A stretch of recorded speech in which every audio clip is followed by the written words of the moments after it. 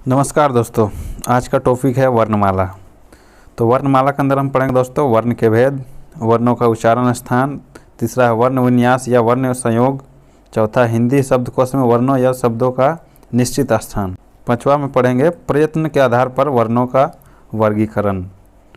तो सबसे पहले कुछ परिभाषा बतलाना चाहते हैं दोस्तों। ध्वनि किसे कहते हैं?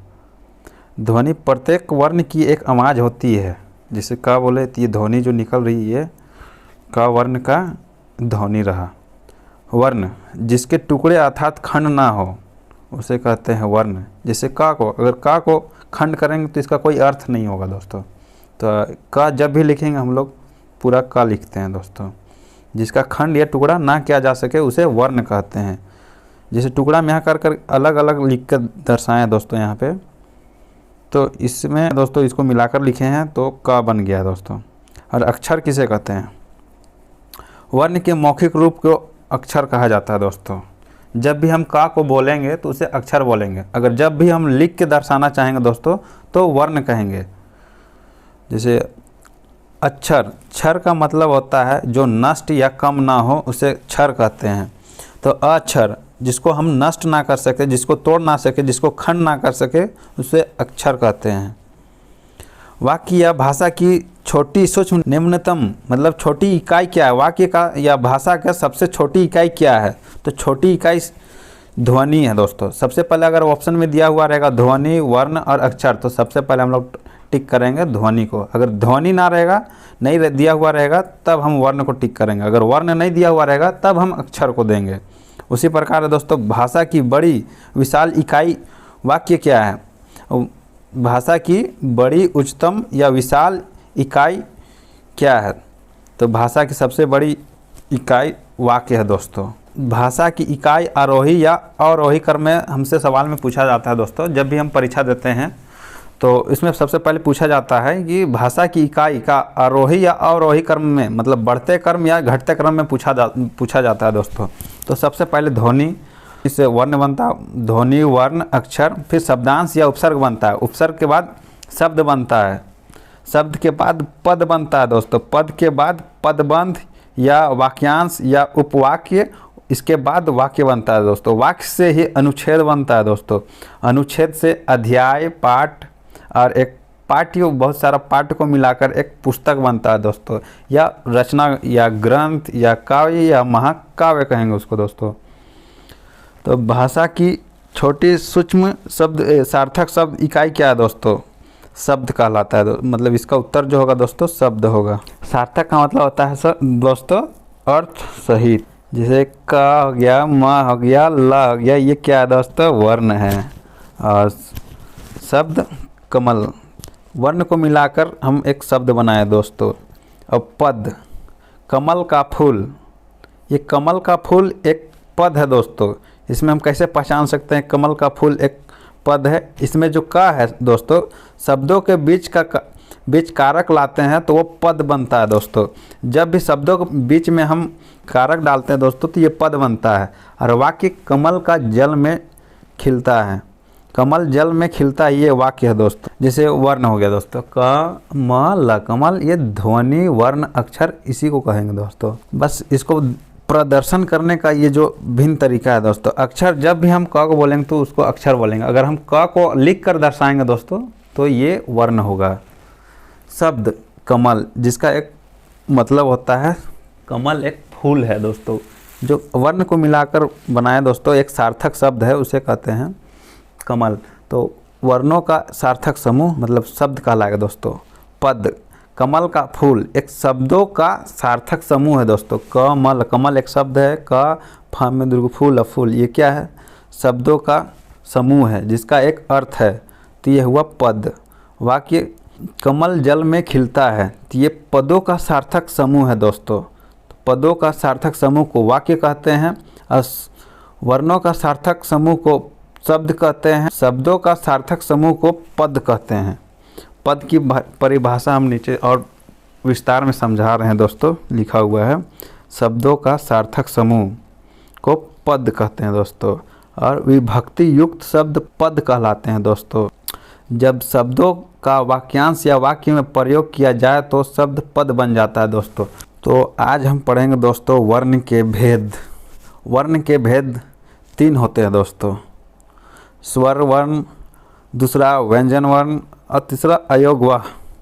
तो स्वर वर्ण जिन वर्णों का उच्चारण बिना किसी दूसरे वर्ण की सहायता से हो उसे स्वर वर्ण कहते हैं दोस्तों। दूसरा आता है जिन वर्णों का उच्चारण स्वतंत्र पूर्वक किया जाए इसे भी कहते हैं स्वर वर्ण। मतलब स्वर वर्ण बिना किसी दूसरा स्वर का इस्तेमाल किए हम इस्तेमाल कर बोलते हैं, उच्चारण करते हैं दोस्तों, उसे स्वर वर्ण कहते हैं।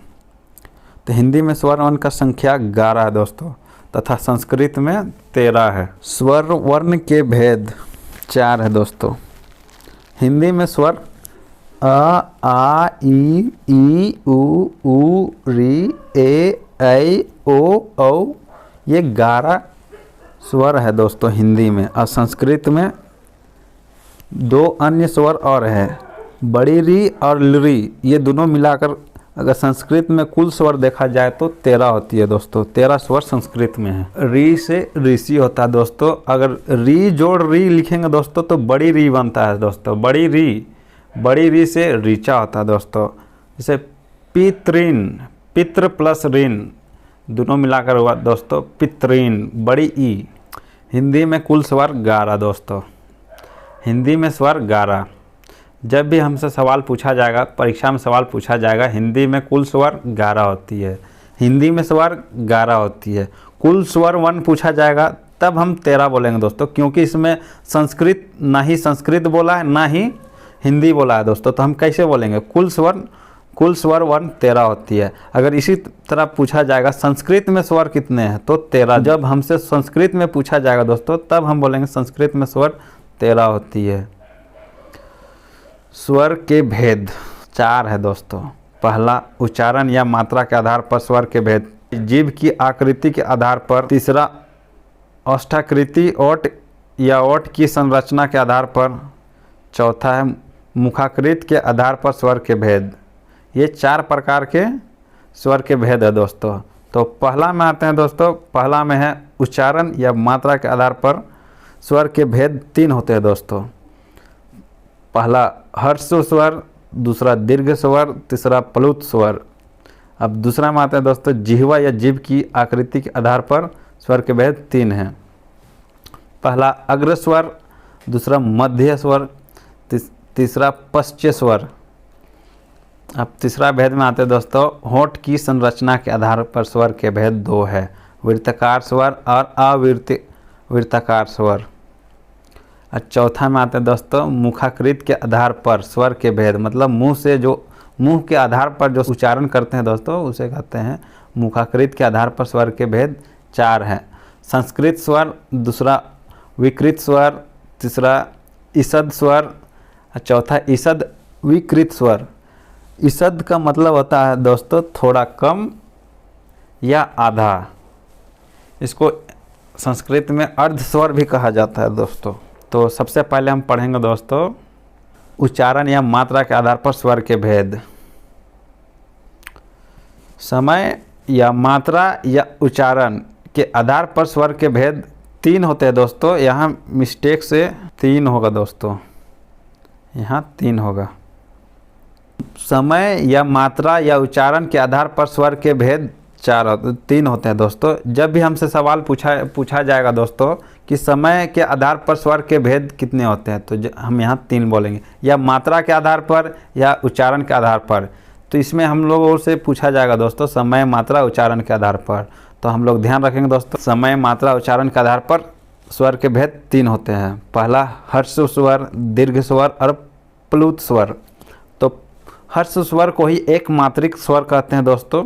जैसे आपने छंद में पढ़ा होगा दोस्तों कि छंद में भी वहाँ हमें मात्रा की गिनती करने के लिए आता है दोस्तों, जैसे गण का, ये कितने गण का है। तो उसी तरह हम मात्रा से ही पता लगाते हैं सर दोस्तों कि ये सोरठा है या काव्य है या छंद, कौन सा छंद है दोस्तों। तो इसी प्रकार एक मात्रिक स्वर है, इसी को बोला जाता है दोस्तों मूल स्वर, लघु स्वर, क्योंकि इसमें एक ही मात्रा है दोस्तों।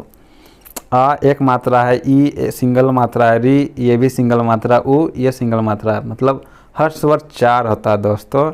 और दीर्घ स्वर इसको द्विमात्रिक स्वर कहते हैं क्योंकि इसमें दो मात्रिक है। इसको सजातीय और विजातीय स्वर भी कहते हैं, इसको संधि स्वर भी कहते हैं और संयुक्त स्वर भी कहते हैं। अब हम जानना चाहते हैं क्योंकि इसको द्विमात्रिक क्यों कहा जाता है, क्योंकि ये जो आ है दोस्तों, बड़ी आ, ये आ जोड़ आ से बना है दोस्तों। तो ये मतलब दो मात्रा, आ एक मात्रा गिनती होता है दोस्तों और दूसरा आ एक मात्रा, इसमें दो मात्रा है दोस्तों। ई छोटी ई और ये छोटी ई, इसमें मिस्टेक से दोस्तों बड़ी ई लिखा हुआ है, ये गलती होगा, ई जोड़ ई होगा दोस्तों। ऊ बड़ी ऊ बना है दोस्तों, ऊ जोड़ ऊ से दोस्तों। तो ये सजातीय स्वर हुआ, मतलब एक ही शब्द से बना हुआ है दोस्तों आ। अब जिसमें देखते हैं दोस्तों विजातीय स्वर, ए आ जोड़ ई से बना है दोस्तों, तो ए हो गया दोस्तों। ए हो गया दोस्तों आ जोड़ ए से, तो ए हो गया दोस्तों। ओ बना है आ जोड़ ऊ से, औ जो बना है आ जोड़ ओ से, तो औ बना है, तो विजातीय स्वर इस कहलाएगा दोस्तों। अब हम लोग पढ़ेंगे प्लुत स्वर, त्रिमात्रिक स्वर। मतलब हर स्वर में हम 1 सेकंड लगाते हैं आ बोलने में, तो यहाँ प्लुत स्वर में 3 गुना टाइम लगता है और दीर्घ स्वर में 2 गुना टाइम लगता है, तो इसलिए इसको दीर्घ स्वर कहते हैं। और जब भी हम इसको संधि स्वर और संयुक्त स्वर का भी बोलते हैं। संधि स्वर जब भी संधि विच्छेद करते हैं, आ ई ये सब दो स्वर को आपस में मिलाकर एक संधि का बनाते हैं दोस्तों, मेल कराते हैं दो शब्दांश से मिलाकर, इसलिए इसको संधि स्वर भी कहते हैं। पवित्र स्वर ओम है, ये सबसे बड़ा स्वर है। ऐसे पवित्र स्वर माना जाता है, विशाल स्वर माना जाता है क्योंकि इसमें समय ज़्यादा लगता है। जब भी हम ओम कहेंगे तो इसमें ज़्यादा टाइम लगता है दोस्तों, इसलिए इसे विशाल स्वर कहते हैं। हर्ष स्वर 4 है दोस्तों, दीर्घ स्वर 7 है, कुल स्वर 11 है। अब हमसे इसमें पूछा जाता है एक मात्रिक स्वर कह के भी तो 4, द्विमात्रिक स्वर कह के भी पूछा जाएगा दोस्तों तो 7, और कुल स्वर भी पूछा जाएगा तो 11। और मूल स्वर, इसको मूल स्वर के नाम से भी पूछा जा सकता है दोस्तों, तो 4 आ ई उ री। सजातीय स्वर तो 3 है दोस्तों, ध्यान दीजिएगा, आ ई उ। विजातीय 4 है, ए ऐ ओ औ। कुल मिला के दोस्तों हिंदी में स्वर 11 होती है। तो दोस्तों मुझे उम्मीद है कि आप लोगों को यह जो भी मैंने आपको समझाने का प्रयास किया, होपफुली आपको बहुत ही अच्छी तरह समझ में आया होगा। तो दोस्तों आज हम इस वीडियो में बस आपको वर्ण के भेद के बारे में बतलाएं। वर्ण के भेद 3 प्रकार के होते हैं दोस्तों, स्वर्ण वर्ण, व्यंजन वर्ण और अयोग वर्ण। तो आज हम स्वर्ण वर्ण के बारे में आपको बतलाएं दोस्तों। स्वर वर्ण के अंतर्गत बतलाएं दोस्तों स्वर के भेद, उच्चारण या मात्रा के आधार पर स्वर्ण के भेद। आज इसी टॉपिक को बस आपको बतलाए हैं दोस्तों। अब जो मैं नेक्स्ट वीडियो में आपको दोस्तों जिह्वा या जीभ के आकृति के आधार पर स्वर के भेद, इससे आगे आपको बतलाएंगे दोस्तों नेक्स्ट वीडियो में। तो धन्यवाद दोस्तों।